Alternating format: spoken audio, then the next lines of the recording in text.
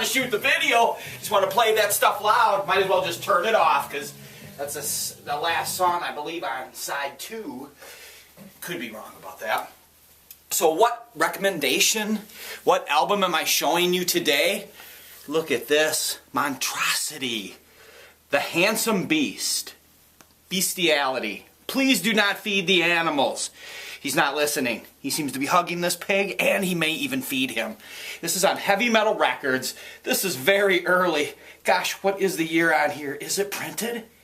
Will it tell me? I mean, this has got to be like 82. Now I have to look. So we're going to drag this video out a little extra long with the heavy metal today. You know me, though. Always unscripted, right? Horrible editing. Let's see here. What year? Come on. Just trying to nail it and put a perspective on it. Too long spent. Can't go any longer. I'm sure it can be Googled in a second. So, Handsome Beast. Now, this is new wave of British heavy metal. This is not your typical metal. And what does that mean, not your typical metal? This is very early stages of metal. And it falls under the category of new wave of British heavy metal. Now, a lot of people, you're not going to be into this kind of stuff. As you could hear, it's muddy. It's an old school style, but the essence is there. The foundation is being built. The concrete is being laid with the steel wire. I'm telling you, that is where metal started. And so you had bands like Metallica, Dave Mustaine from Megadeth. They're listening to this. And Motorhead.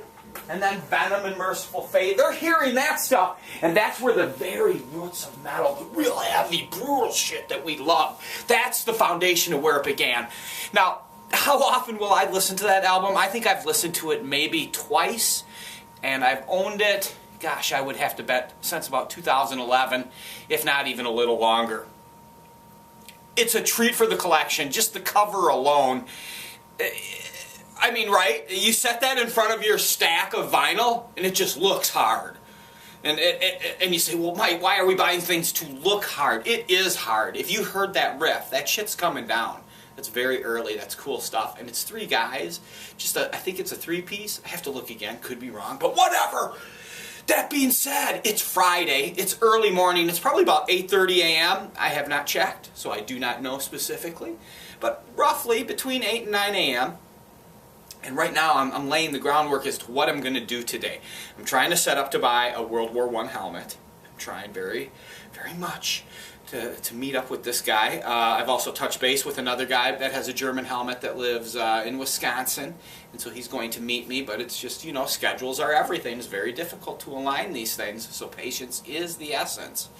And obviously someone that will work with you, which a lot of times on Craigslist or eBay or Face group groups, you know, that belong in, if you are not aware on Facebook now, there is more of a reason to join than ever. And rather than the social networking of it, I mean, it all falls under that flag, social networking, but you can find anything you want and you can do your research. So if you have a helmet, you can find the research. There is literally a Facebook group page for everything. I recently came upon a box of trolls that I picked up at an estate sale last week. And I knew that they were early. Some of them were even dated from the 1960s.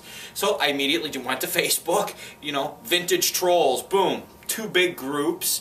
Now, so what that does for me is I can post pictures of my trolls and they will give me feedback on them. Oh, that's a rare one. They're going to key you off. They're going to trigger you. They're going to tell you what you have. So you can kind of test the market without testing the market. You're just getting opinions of people that specifically are in that field. And then they were going to give you keywords so you can follow up with your searches from what you learned from that to go to eBay. So use all of those things in your arsenal. You're using eBay, you're using Facebook, you're using Craigslist, you're using everything, testing the market. Now let's say you have a big piece. Quick, go on Craigslist, pull it up, see what's sitting there, see if someone else has one that's similar to what you have.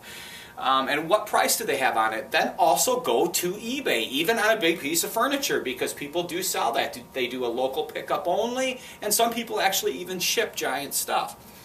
So what you can do on there is then go to completed sales and kind of get a feel for what the value is there. And then if you're on the Facebook page, you go there and you can get it from the collectors themselves. Exactly, you know, holy crap. Like I picked up some speakers that someone set out by the curb a couple weeks ago on a dumpster, and then I just quickly took photos of them and the model, and I put that on the Facebook group, and I was able to get feedback immediately as to what I had, and just let me know. So, what can we accomplish in this video today? Other than my little rant there, I really want to do some trading. I need some new German helmets. I need some German helmets that have a liner, even if they're just a shell. World War I, that's what I'm after. World War II, love it. And I like battle damaged helmets. Now, what can I tempt you with? Well, I've got a lot of stuff in my arsenal of things that I'd be willing to trade. And let's start out with this piece here. This is a beautiful... I'm going to turn the light on here for you. Look at this. If I remember right, roughly maybe 18 inches long. And so this is the motor right here. So it's a friction type vehicle, but as you can see, the friction no longer works. It could maybe be repaired. It doesn't feel like nothing snapped. I mean, it's not spinning freely. There is some resistance. So, you know, it might be just as simple as taking this case apart, cleaning everything. Someone might be skilled in that area. I am not. This is a one-owner vehicle. I picked this up at a garage sale of all places. It is missing, it has one headlight over here, but it has this one. I would be interested in trading this for a very nice high-end German helmet that has a liner. Either that or you can buy it from me for $500. And you would have to pay the PayPal fees and actual shipping priority mail. But we box that jewel right up there. Now look at the patina on that. Let's try to get this horrible camera down here now. Use that Minnesota accent there, you betcha.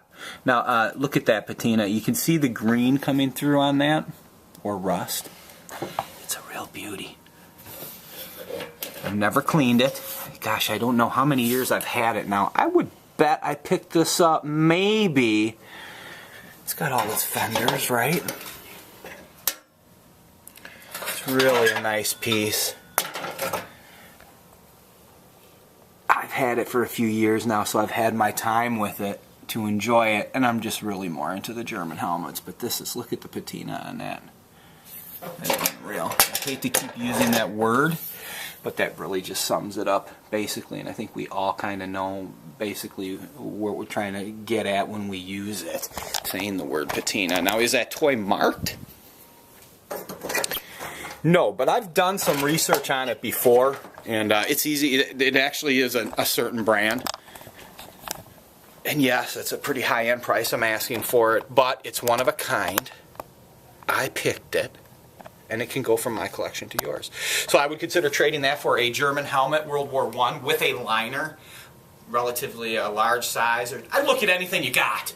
Just send me pictures. I mean, I'd like to get something nice for that, but $500 plus PayPal fees, 4%, plus shipping, actual priority mail, and I will get that immediately as soon as it would be paid through my PayPal. I would get it out immediately the next day. No e-checks.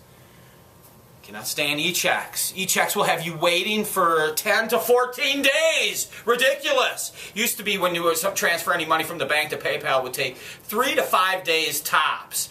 But they have this new thing that falls under the word e-check. And it's a horror because it literally takes sometimes 2+ weeks, or just under 2 weeks. That's fucking ridiculous. So never ship anything that anyone sends or pays you an e-check for, because it can fall through even 2 weeks later. So it is a totally something you want to word into any sales that you do. If I sell anything online, I say no e-checks accepted, period. Done. I don't need the hassle. I don't need it. Neither do you. Nobody likes that. Everyone wants to be paid up front. And so what they'll do a lot of the times is they'll pay and they'll use the e-check form. And if you're not familiar with it, they will then also suddenly put pressure on you to ship it and say, I've paid for it. And you would respond, of course, but it hasn't cleared. And they say, I want my item. And you may ship it, which would be a mistake because you still have not been rightfully covered for your item. Wait until it clears. That's it. That's all the advice I can give you today. Gosh, I hope I can get out and find something today. You know, I like to sell something a day. I heard this in the book. Not heard it, read it. It's in the American Pickers wrote a book. Can you believe it? I'm giving them a plug right now. American Pickers wrote a small pocket, Mike and Frank pocketbook, and it was really a must-read. I expected it to be just filler and put on the market just strictly to cash in on the fame of Pickers, but no, they didn't pull any punches, calling people yuppies and stuff. I loved it. It was really, it was a good read. And so in there, they had met an old picker, and his advice was, sell one thing a day, buy one thing a day. If you can do that, you're ahead of the game. I like to add into that, throw out one item a day. And I got to start that, because there is a lot of stuff I want to just throw out. I'm sick of it. I'm not holding on to it. What I need to do is I got to get to the flea market, and I got to have a dollar table, and I got to blow that fucking bullshit out. I got to break it down. When I'm going through my inventory, there's a new one. There's some advice for you and for myself at the same time. Here's my plan. As I'm going to go through my inventory from now on, I'm going to have empty tubs ready. And as I go through it, if I find anything that is like a dollar item, I'm throwing it in them tubs separately. So suddenly, I have 10 tubs full of dollar items. Then I'm going to take that stuff to the flea market, dump it on the table. Everything on the table's a dollar. Not a lot of work, because you've already put the work in. Hey now, above ground metal Mike, always joking, always picking, always coming up with ideas, trying to motivate, trying not to hesitate, trying to listen to that metal. So as soon as I'm done here, I am going to actually turn these lights out and crank it the F up. I don't know what I'm going to play next, but I'm going to dig deep in the pile. Gosh, what am I feeling in my heart? You know what I want to hear? I want to hear the first Black and Blue album. Kind of a glam hair metal band. He's back outside. 552. He's back. Oh yeah. Deep, deep. Woo. Oh, I still love football. I still do. When I was a kid, though, man, I played in all the dirt alleys, all the old dirty fields, no pads. Never played a lot of, I played on a couple teams, but, you know, I just never put any motivation into it. For some reason, I wasn't able to, under that, thrive. But, man, in those sandlot football games as a kid, oh, fuck, did I love it. I played so hard. So effing hard. It was brutal. We'd have like, you know, if a typical game was 4 kids, 2 on each team, we could have an hour-long game doing like a 30-yard drive both ways. It was brutal, using an ITSA or a Nerf or sometimes a real football, not too often. But man, those were the frickin' days. I remember this one football I had as a kid. It was a plastic football. It had holes all in it, and then you would put this tube into it that held batteries and a light. So at night, you would play with it. You'd be throwing this hard plastic football that has holes in it so it could really get some frickin' speed up. And then through the center of it, you had a hard plastic tube with a light bulb with batteries. And you would throw it back and forth. Can you imagine? You lose all your teeth. Didn't happen to me. I'm sure it happened to some poor kid out there. Everyone have a great day. Above ground, blessed. Rest in peace, Kevin Dubrow.